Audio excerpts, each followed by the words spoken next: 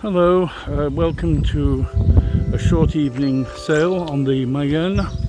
I've just arrived here at the little launching ramp, and I have a new system for training this little boat. I've eliminated the hand trailer, and I only need to half immerse the wheels so that the bearings never touch the water. Which is rather good. I fixed this little thing on the front of the trailer here to hold the bow of the boat, and like that I only need one strap, and I attached the number plate to the back. Interesting thing about here is I have an option that if I want to launch the boat a little bit higher up, I just pull it off the trailer and just slide it into the water. At least with this boat, not the Zeph, but the little one. There's a little bit of wind here on the water.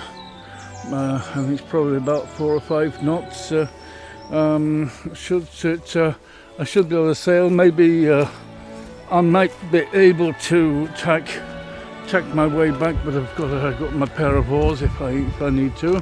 Well, there's a bit of a gust. I can hear it in the trees. But I think this place is rather charming. There we are, all rigged and ready to go. The sprit-rigged, it's an optimist rig with spars I made myself.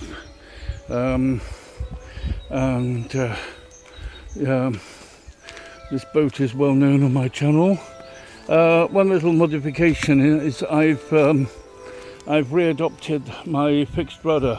You might not see much of a rudder, but it's quite deep. It's quite a lot deeper than the hull, and it steers quite well.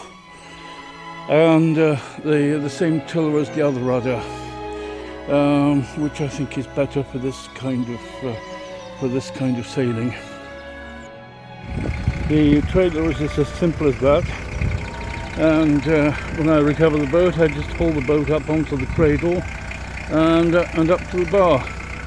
As simple as that, because the boat is very light, and there she is on the water. So I'm going to park the car on the trailer, lock up the car, and do a little bit of sailing. And here we are on the water. Oh, I just grabbed the rudder. Going to be drifting. There's hardly any wind just for the moment, but a little way just ahead I'm going to have a slight following wind, so I'm ready for it. There won't be that much wind. I won't be going very far. I'll be limiting to myself to about an hour and a half, maybe 2 hours. It's a little bit gloomy. There's a bit of Scirocco in the upper atmosphere. And there's the sun trying to get through the clouds there. Here we are. Oh yes, I just had a bit of a gust.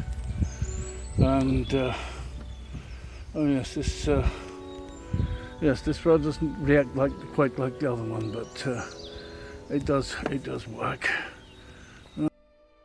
Right, so we're just ghosting along, and so we're just coming out of this little. But the Mayenne forks into the Varennes. The Varennes goes off to the right, just past this tree at the end, which you've seen before, because these waters are becoming rather familiar. So it's nice to be just ghosting along.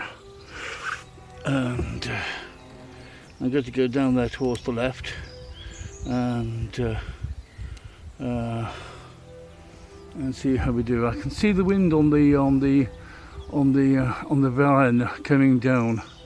So these trees are taking the wind away from me, so I'll have a bit more wind as I get further down. But I've got a little bit to get me down there without my having to row. This really is a lovely part of the world. It's a little place where there's a path there that's great for walks and cycling. If you have an all-terrain bike, and well, I'm beginning to feel a little bit more wind, and I can see it on the water there. Now, this is the Varennes, which goes up to the other ramp where I've often launched boats, which is of course free. And the only thing is, you've got to be able to get up and down the river here without an engine, unless you have an electric one, which I don't have. I only have a petrol engine, so I have my trusty oars, and so I can row. And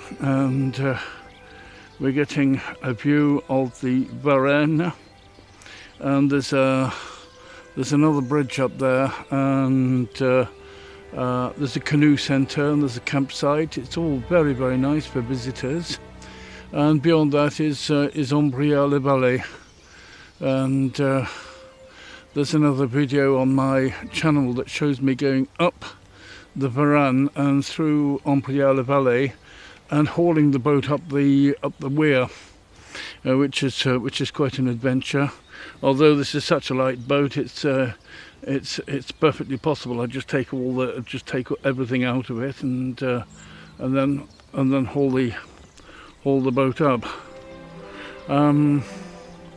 Right.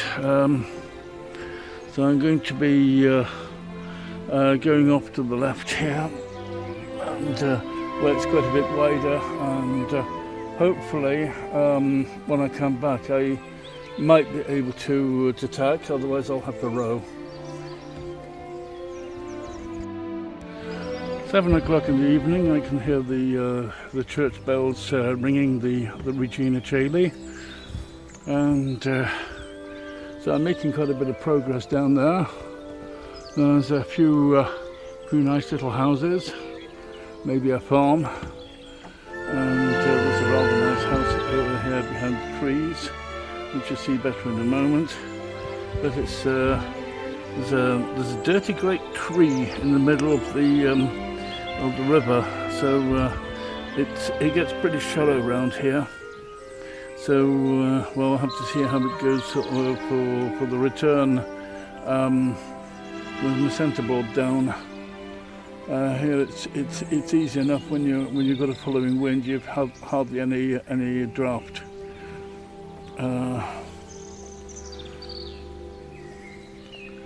Well, this is rather nice, the blossom and the more leaves on the trees. It's now nearly the end of April. It's nearly the beginning of May, which is my favourite month, and favourite month of many people. Very shallow around here. I pushed the centreboard down a tiny little bit. I've just done a jibe, and the centreboard got stuck in the butt, so I managed to pull it up, and we're still going. So I think it's going to be quite short tacks to get back unless I have to row. So I won't go too far. Generally, I've got the same pair of oars that I use in sailing, so which are pretty powerful in this boat. And so anyway, for the moment I'm sailing, which is nice. And you can see the sun. I won't point at the sun because I've got the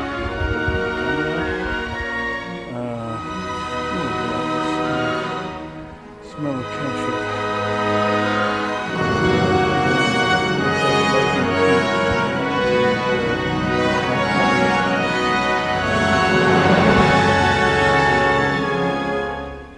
Well, it seems a bit late because I thought it was a lot earlier, but anyway, I'm not a farmer. It's all very quiet around here. Very bucolic. There's a weeping willow over there. There's rape in the fields, which there has been for a few weeks. It's nice when there's still some left in May. so I'm now going, the river is going to change direction, so I'm probably going to have a bit of, I'm going to be going upwind. I just hope there's enough depth to do that. Otherwise it's rowing. I've picked up a little bit of wind here, and this wood looks rather mysterious up on the top of the rocks, and that looks, I think that's the Colmont that goes down there. It's a very tiny little branch of the river, and lovely, these trees growing out of the rocks and right the way down to the edge of the water.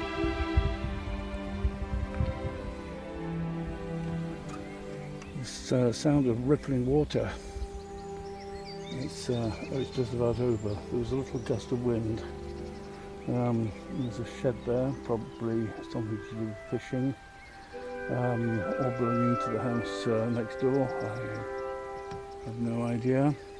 This is the house where the first time I came down here with a petrol engine, the man screamed out at me as saying that it was forbidden. Well, indeed, petrol engines aren't allowed, so I've never used one since. As I have, yes, the usual, the old story. I have no electric engine, so I have oars. And all the sail has been enough until now. I've been able to ghost along. It's so calm. And occasionally a fish makes a little splash. But I'm not fishing. Well, I wouldn't have any use for these fish. They're very little ones, and they're no good for eating. Some people do fish, but it's coarse fishing, and they're generally not good to eat. They catch them, they put them into a keep net, and then they release them. Here we are. I'm using the other camera on my mobile phone, which has a little bit more space on the drive. We'll sort all that out on the editor. This is a rather lovely part. That must be very, very nice. I really must come along here on a bicycle and just enjoy being in the forest rather than to one side of it. Now, on the other side, behind my sail, that is the Colmont. It's a tiny little river that goes up towards Wesel, and there's a fairly low bridge at some point. I don't know if it's navigable, probably by this boat with hardly any rudder down or centreboard down, and just with oars. There's no wind on it anyway, it's surrounded by trees. Yes, here the wind has dropped again, but it's a lovely vantage point to take a bit of film, and it's just lovely down there. I can see wind on the water, but I think I'm beginning to go into the wind, and there probably won't be enough wind to tack. So I think I'm probably going to be thinking about turning back before long. The evening is completely still now. The sun's nearly down, and little Odesa is out of the water, and I'm ready to go home. And there's the little bridge. You can go over there with a bicycle, and you can go all the way along the banks here by bicycle or by walking. It's something I must do. There's not only boat here, but there's not only the boat. It's an absolutely, utterly beautiful part of the world, and I'm very happy to be living here. And that's the way up the Mayenne. And I've been a little bit up there under the railway bridge, and I must go a little bit further.